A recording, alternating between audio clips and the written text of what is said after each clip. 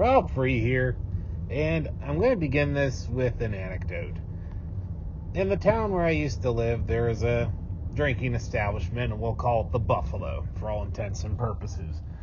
And there was an expression said by one of my former bosses, who was a Vietnam vet, said that in terms of urban planning, and with how it was always on the periphery of everyone's lives, especially because it was a village watering hole, he always said that all roads led to the Buffalo. And I bring this up because I thought about the news that was posted on Bleeding Cool about, in a moment in Chip Zdarsky's Batman Begins inspired miniseries that have been building towards Batman being gay. Now, let's just recap these moments and how we got here.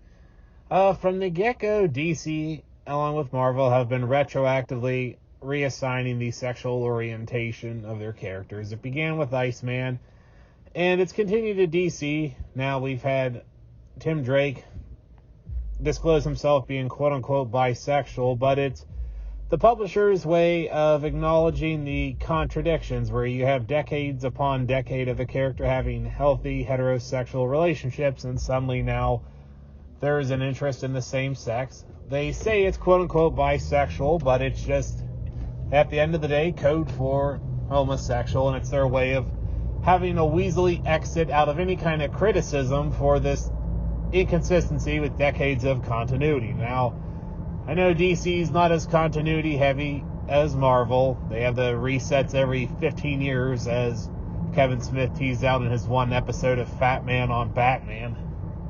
But in the moment that you see in the panels here, it's set during Bruce's formative years as he was fashioning himself into the crime-solving, Byronic, playboy, billionaire, costume vigilante that we all know and love. We get this explicit moment where, as Rich Johnson argues, could go one of two ways. Either A, it's a genuine expression of interest in the same sex, or B, Bruce is cynically playing a con and emotionally manipulating somebody. But unfortunately, all roads lead to the Buffalo. Let's just say that DC is doing this just to, show Bruce's versatility and being able to manipulate people and whatnot. But right now, with the fact that DC has been, pursuing this with the characters and greenlighting the proposals for projects like Justice League Queer, Batman is one of the few core members of the Justice League who is not gay.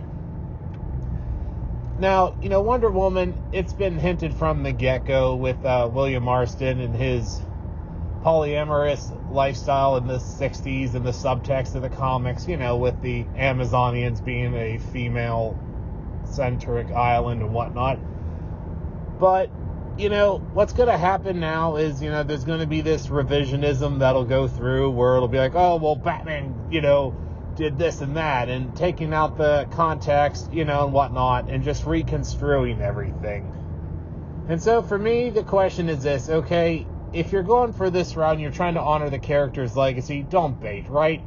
Sherlock did it with John and Watson for, 5 seasons, essentially?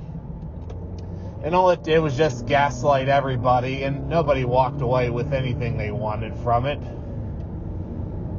And, okay, if you're being sincere about it, you're retroactively rewriting almost, 80 years of lore to pursue this? I mean, if you're going to go with this, just stick to it and be consistent. Don't just do the Sherlock thing and gaslight people endlessly. And, for me, if that's the case, I'm going to be ducking out of the character. I'm not going to be rage quitting or burning all my memorabilia and all that. But for me, growing up, Batman represented, the Byronic hero at its best. But also, it was a character I related to. Just because, he went from having some Christian faith. At one point it was Byzantine Catholic, then Catholic, and then around the 80s he became atheistic. Back during the 90s he became semi-spiritual, but recently in Tom King's run became atheistic again. But I could still relate to him just because he was one of the few positive, popular mainstream male characters who was straight.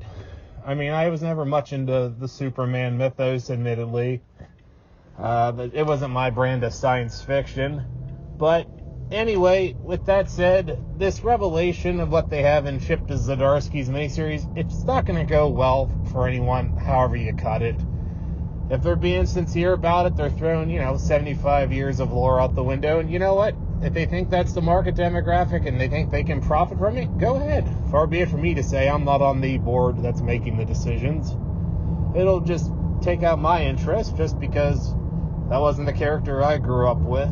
And, and it's not like you're removing toxic traits like, Captain America's characterization during the 40s and 50s. You're removing a core part of the character's identity. Batman has had thriving relationships with women, and in the various iterations of the media, they've been fruitful,